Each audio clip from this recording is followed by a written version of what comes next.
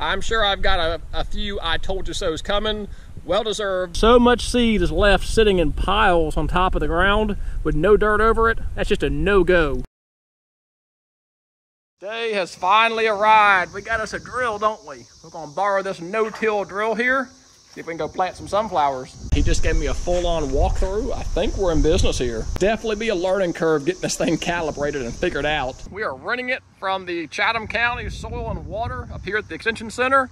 He just did me a full walkthrough, told me everything I need to know about it. It's time to go drill some sunflowers. We are test running this 5-foot Truax Flex 2 no-till drill to plant our sunflowers today. We've already planted our cornfield, broadcast spreading. We'll look at that in a minute. It's looking fantastic, but we did want to do a trial year running this drill, planting on rows. That'll help with our post-emergent spraying application, make the field look a lot cleaner, more presentable. This drill has got 8 slots and openings. Well, we don't want to plant our sunflowers that tight. So what we're going to do is come in here and just fill up the farthest left, one of the center ones, and the farthest right, and plant 3 rows of sunflowers each pass. It'll be about 28 to 30 inches spacing. It's not going to be perfect. There's not a single center one.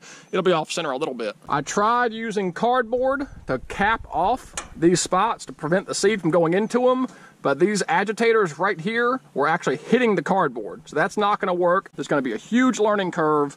So I'm not expecting perfection in this first year. I'm really just trying to figure out this equipment. We're actually gonna calibrate this using some Perdovic sunflowers in the backfield, make a couple passes and just see what our seeding rate is. I'm gonna run it at that 1 or 2 level right there and just really have that closed up to where the seed catch is just barely picking up seed.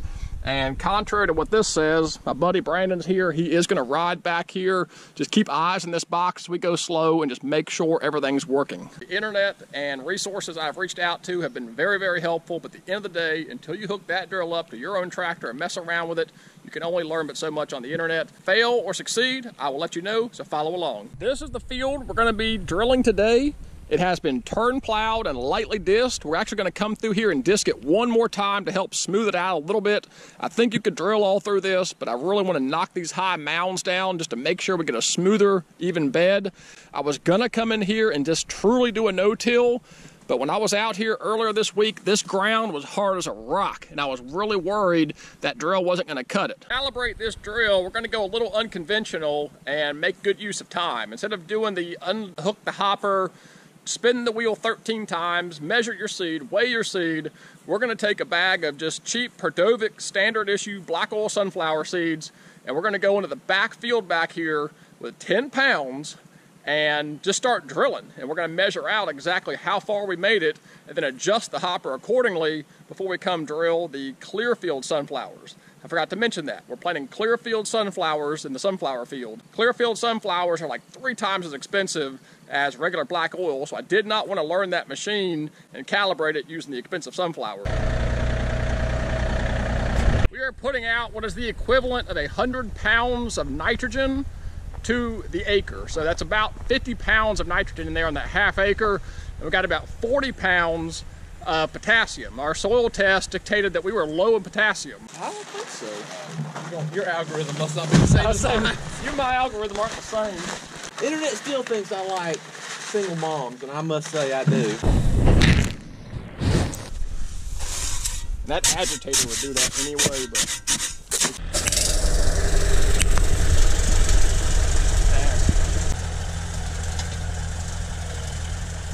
I'm going to lightly disc it under to incorporate it and to help level out that field before we run that drill through it. I don't know who would have left a Klondike wrapper in here. The only person on this tractor has been on a diet.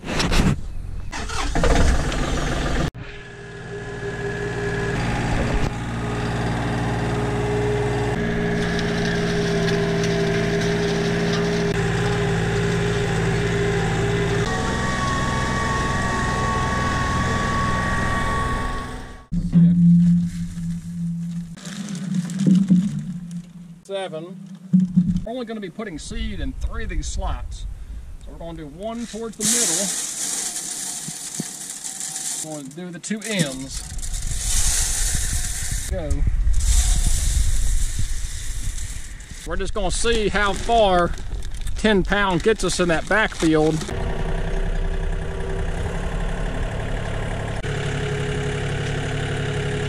lowest position. All right, we got it at the halfway position. We'll start in the half, and that way we can either go up or down.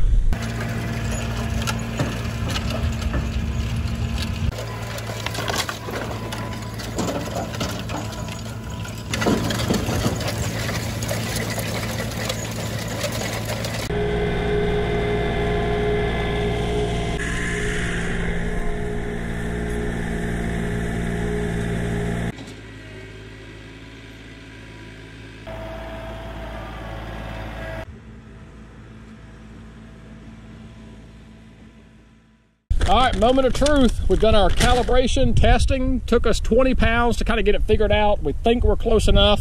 Now we're putting out a hybrid Clearfield sunflower, running 3 rows. I think we got it calibrated. Let's see if we can go get this figured out, get some seed in the ground. You were noticing the middle fed better than the outside? I think because it had the least amount of articulation. The outside's more articulated, the middle's more consistent.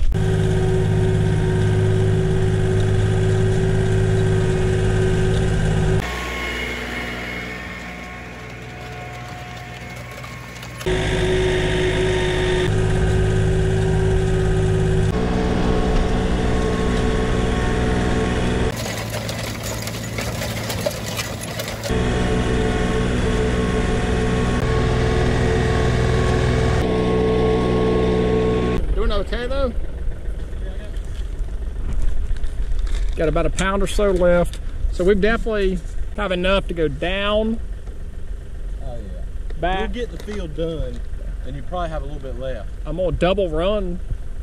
Till it runs out? Yeah, till it runs out. Just follow those tracks. Should be close. That'll keep our spacing. You really only got about one more pass and you've got the field. Yeah. Yeah, I mean there's one perfect. There's one perfect. I mean, they're in there. Yeah, like when they drop though. It's like they pulse, and there'll be a gap, and they'll pulse. But they are linear though, so you're gonna have your rows. Yeah. I'm just curious, like, yeah, that's perfect. I mean, those seeds are in the ground, and I'm gonna run that cultipacker back over them. I think we'll have some dirt on top of them, will be good. That calibration, I think, went pretty well. We got it pretty dialed in to where we only had to go back over the field one time to burn up the rest of that seed. So taking that extra time on the front end, playing around with that, definitely paid off because I think we got it pretty close. Before I put the cultipacker on, I want to go show you something here. Our seed is very linear. It is in a line, it's in the furrow here. That one's actually in the dirt, but there is a lot of seed sitting on top of the ground. That closing wheel just does not seem to have closed that seed up good enough for germination. What I'm going to do is put the cultipacker on, come through here and cultipack. When that cultipacker comes across here, it should cover that seed up. It should. It certainly won't hurt. But we definitely have seed in the furrow. We just don't have dirt sitting over it, which was what I was concerned about. So the whole point of this was to not have to do all this extra work, but given the situation, we're going to go ahead and do it.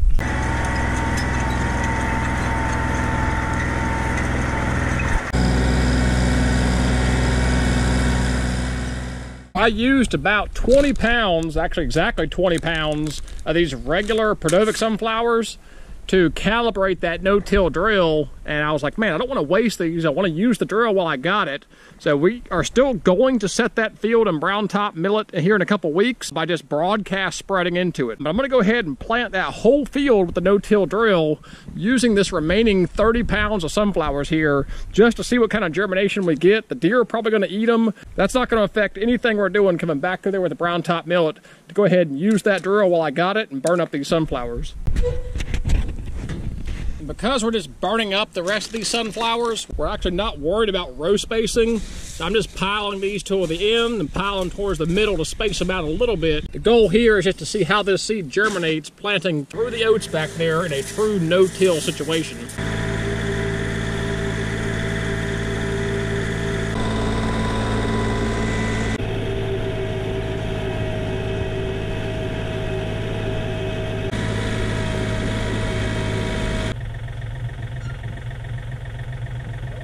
We're definitely getting some seed out here. It seems to be favoring this right side for some reason. Not exactly sure why, but we're gonna move some of these over. We're definitely drilling some sunflowers. And we are drilling right now into standing wheats and oats with some weeds mixed in.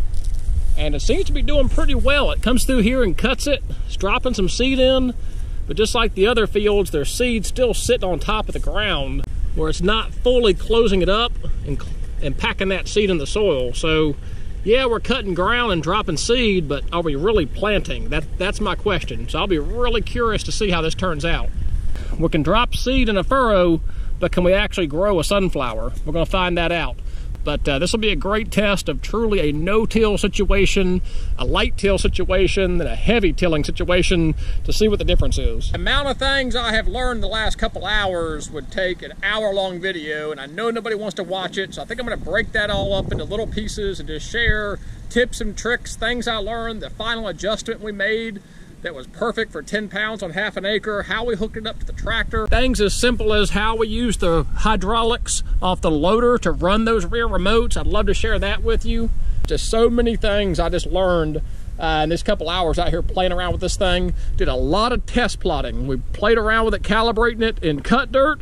We did it truly no-till back there in the oats and the wheat.